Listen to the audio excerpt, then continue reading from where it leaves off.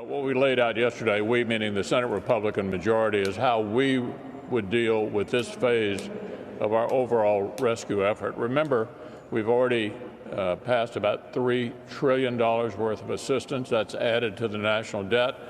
We now have a debt the size of our economy for the first time since World War II. In my view, after the last bill passed in the March-April period, we needed to push the pause button, see how what we had already passed worked out, and then decide where to go from there. Well, we're here in July.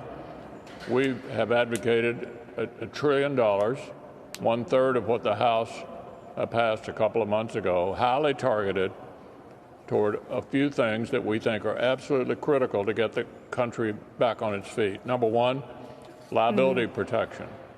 No one should be successfully sued unless they were grossly negligent or engaged in intentional harm who was dealing with this brand new disease. That's doctors, hospitals, nurses, universities, public schools.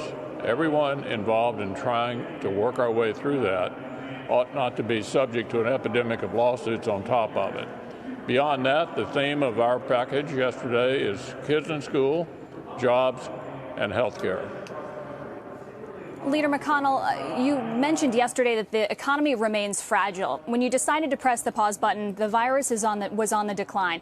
That is not the case now. And the Congressional Budget Office found that the $600 weekly unemployment supplement was able to keep household spending at pre-pandemic levels. Can the economy afford for that to go away? And why worry about the deficit and the debt now when there is still a public health crisis, potentially even worse than there was in March?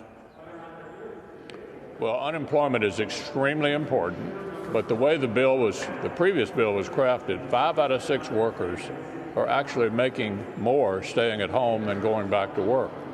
And remember, all of these folks are going to get another $1,200 in direct payment under the HEALS Act that we announced yesterday. So all we're saying is, we don't want to make it more profitable to stay home and to go back to work.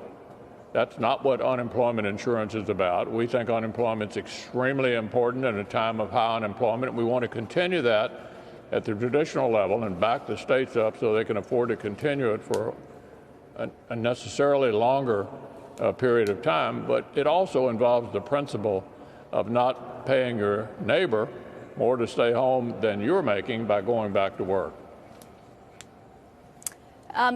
Part of the biggest divide between the Republicans and Democrats right now is on state and local government funding.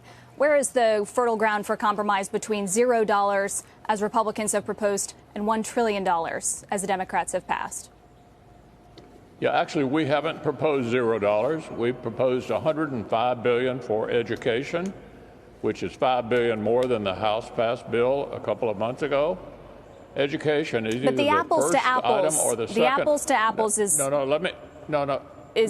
answer. The two biggest items in every state budget are education and Medicaid. So the $105 billion that we're advocating for education is direct assistance to states and localities with either the top or the second most expensive item in every one of their budgets.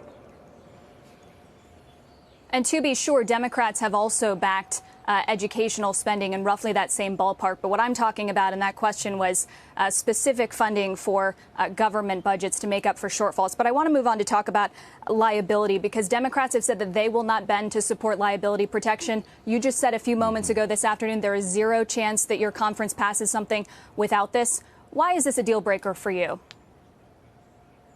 Well, because there's no chance of the country getting back to normal without it. No chance whatsoever. And so as the majority leader, I can tell you no bill will pass the Senate that doesn't have the liability protection in it.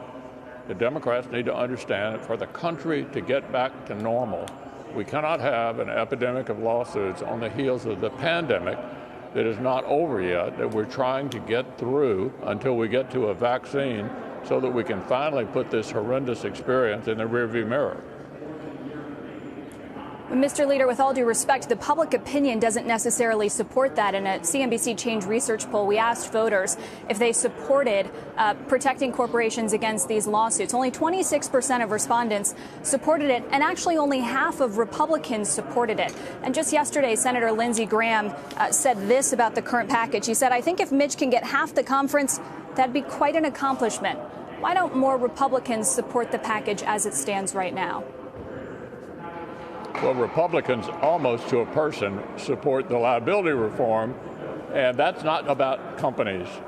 It includes companies, but it's about hospitals and doctors and nurses and teachers and universities and colleges and K through 12. This is not just liability protection for businesses, although they are included along with everyone else dealing with this brand new disease. Unless you're grossly negligent or engage in intentional misbehavior, you'll be covered.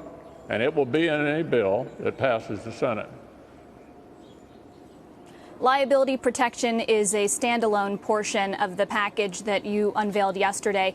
It's a suite of different bills attacking different pieces of the economy and different pieces of the relief effort. Do you expect some of these pieces to pass and others not to?